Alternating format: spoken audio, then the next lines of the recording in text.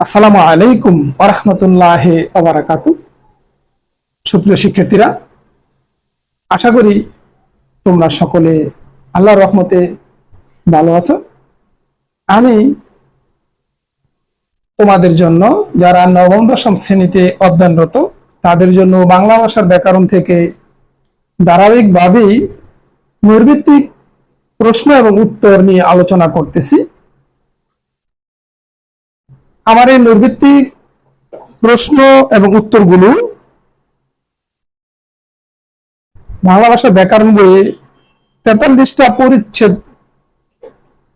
নিয়ে 43টা পরিচ্ছেদের মধ্যে ব্যাকরণের অপশন। আমি এই 43টা পরিচ্ছেদ থেকেই কোনো না কোনো ভাবে মিলিয়ে দিচ্ছি। আমি 10টা 11টা করে প্রশ্নের উত্তর নিয়ে আলোচনা করি। 3টা ক্লাসে একটা প্রশ্নের উত্তর সম্পন্ন হয়, মানে 30 নাম্বার। 3টা ক্লাস সম্পন্ন হওয়ায় 30টা নৈর্ভিত্তিক হয় এবং 30টা নৈর্ভিত্তিকই এই 43টা পরিচ্ছেদ থেকে সাজানো। দেখো, আজকে আমি তোমাদের জন্য যেগুলা সাজিয়েছি, প্রথম প্রশ্ন, বাংলা ভাষার লিখিত রূপে প্রাচীনতম নিদর্শনের নাম কি? বাংলা ভাষার লিখিত রূপের প্রাচীনতম নিদর্শনের নাম কি? উত্তর হলো চর্যাপদ। আমরা জানি বাংলা সাহিত্যের প্রাচীন নিদর্শন হচ্ছে চর্যাপদ। বাংলা সাহিত্যের প্রাচীন নিদর্শন কোনটি? উত্তর চর্যাপদ। এটা প্রশ্ন করা হয়ে থাকে। বাংলা সাহিত্যের প্রাচীন সাহিত্যিক নিদর্শনের নাম কি? উত্তর হবে চর্যাপদ। মধ্যযুগের হলে শ্রীকৃষ্ণ কীর্তন। এখানে প্রশ্নটা এইভাবে করে, বাংলা ভাষার লিখিত রূপে প্রাচীনতম নিদর্শনের নাম কি? চর্যাপদ। এটা ছাড়াও যদি প্রশ্ন করা হয় বাংলা সাহিত্যে প্রাচীনতম নিদর্শনের নাম কি? উত্তর সেই চর্যাপদই হবে। এরপর, বাক যন্ত্র ব্যাকরণের কোন অংশে আলোচ্য হয়? উত্তর ধ্বনিতত্ত্বে। প্রশ্নটা অন্যভাবে হতে পারে, বাকযন্ত্র ব্যাকরণের কোন অংশে আলোচনা করা হয়? উত্তর হবে ধ্বনিতত্ত্বে। নতুন নতুন ভাষা ও উপভাষার জন্ম হয় ভাষার কোন রীতি পরিবর্তনের ফলে? নতুন নতুন ভাষা ও উপভাষার জন্ম হয় ভাষার কোন রীতির পরিবর্তনের ফলে? উত্তর হবে কথ্য রীতির। উত্তর কথ্য রীতির পরিবর্তনের ফলে। কথ্য রীতির পরিবর্তনের ফলে। এরপরে, মুখ বিবরের ছাদকে কি বলা হয়? তালু। মুখ বিবরের ছাদকে কি বলা হয়? উত্তর তালু। তালু। মুখ বিবর পুরা মুখ, এই অংশটা হচ্ছে ছাদ। উপরে যে ধনুকের মতো বাঁকা অংশ, এটা ছাদ বা তালু। এটার এমনি নাম তালু। তালুর দুইটা অংশ, শক্ত তালু, নরম তালু।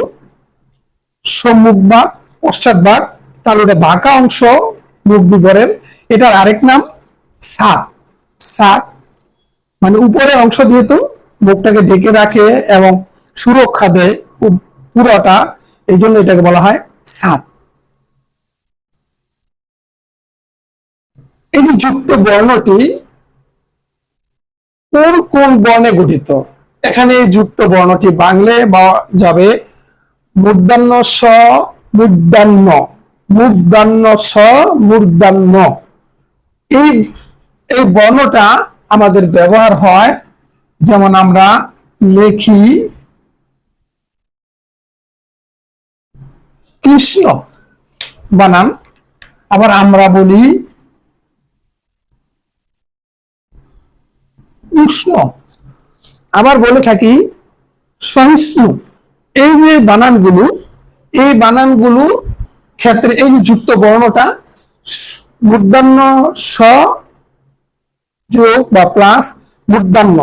এখন প্রশ্নটা এরকম হতে পারে, এরকম শব্দ লিখেও বলতে পারে শব্দের যুক্ত বাংলায় কোন কোন বর্ণ হবে। এরপরে, বাংলা ভাষায় অর্ধ স্বরধ্বনি কয়টি? উত্তর হবে 4টি। অর্ধ স্বরধ্বনি কয়টি? 4টি। অর্ধ স্বরধ্বনি বৈশিষ্ট্য, এটাকে বেশি প্রলম্বিত করা যায় না, লম্বা করা যায় না। যেমন স্বর অ, স্বর আ, এগুলাকে উচ্চারণে একটু লম্বা করে করা যায়, কিন্তু এগুলা করা যায় না। রস্য ই, রস্য উ, এ উ, এর বেশি করা যায় না। অর্ধ স্বরধ্বনি, এটার সাথে মূল স্বরধ্বনি যুক্ত হয়ে শব্দ গঠিত হয়। বাংলা ভাষায় অর্ধ স্বরধ্বনি 4টা, ই, রস্ব ই, রস্ব উ, এ উ, এই 4টা হচ্ছে অর্ধ স্বরধ্বনি।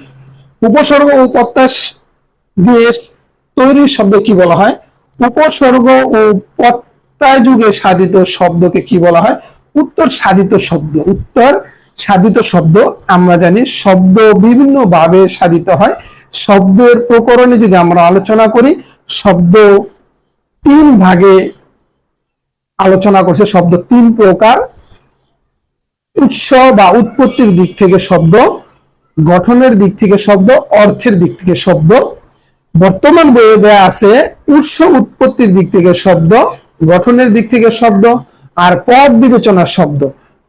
অতীতে ছিল ওইভাবে, বর্তমানে এভাবে। সেই ক্ষেত্রে গঠনের দিক থেকে শব্দ 2 প্রকার: মৌলিক শব্দ, সাধিত শব্দ। সাধিত শব্দ গঠিত হয় উপসর্গ যুগে, সমাসের সাহায্যে, প্রত্যয়ের সাহায্যে, সন্ধির সাহায্যে, ধন্যাত্মক শব্দের সাহায্যে ইত্যাদি। সেক্ষেত্রে এখানে যদি প্রশ্ন করা হয়েছে উপসর্গ প্রত্যয় যুগে সাধিত শব্দকে বলা হয় সাধিত শব্দ। এরপরে শ্মশান শব্দটির সঠিক উচ্চারণ শ্মশান। খেয়াল করবি মফলা যুক্ত যদি প্রথম বর্ণে হয়, সেই মফলা মানে ফলা যুক্ত উচ্চারণ হবে না, একটু শাসাঘাত হবে, নাসিক্য হবে, শ্মশান। এরপরে উপসর্গের কাজ কি? উপসর্গের কাজ নতুন শব্দ গঠন করা। উপসর্গের কাজ নতুন শব্দ গঠন করা। এছাড়াও উপসর্গের কাজ 5টি। উপসর্গের কাজ হচ্ছে 5টায়। এর মধ্যে একটা নতুন শব্দ গঠন করা, এটা হচ্ছে প্রধান এবং এটা মূল।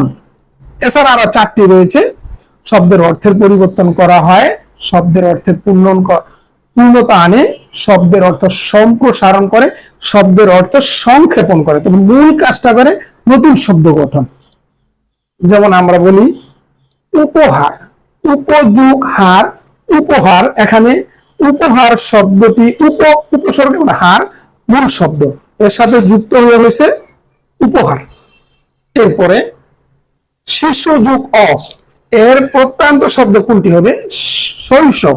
উত্তর হবে শৈশব। প্রশ্নটা দ্বিতীয় ভাবে হতে পারে, শৈশব কোন প্রত্যয় সাধিত শব্দ? উত্তর হবে তদ্ধিত প্রত্যয়। তদ্ধিত প্রত্যয় যোগে সাধিত শব্দ। এরপরে তেল মাখানোর এই বাগধারাটির সঠিক অর্থ কি হবে? তোষামো। তেল মাখানো এই বাগধারাটির সঠিক অর্থ হবে তোষামো। শিক্ষার্থীরা, আমি যে নৈবেদিকগুলো আলোচনা করলাম, পাশাপাশি কিছু বিশ্লেষণ করলাম। তোমরা যদি মনোযোগ সহকারে আমার এই বাংলা ব্যাকরণের ক্লাসগুলো উপভোগ করো, তাহলে অবশ্যই বাংলা ব্যাকরণে ভালো ফল বয়ে আনতে পারবে। তোমাদের সুস্বাস্থ্য এবং শিক্ষা জীবন উত্তরোত্তর সমৃদ্ধি কামনা করে আজকের মতো এখানে বিদায় নিচ্ছি। আসসালামু আলাইকুম ওয়া রাহমাতুল্লাহি ওয়া বারাকাতুহু।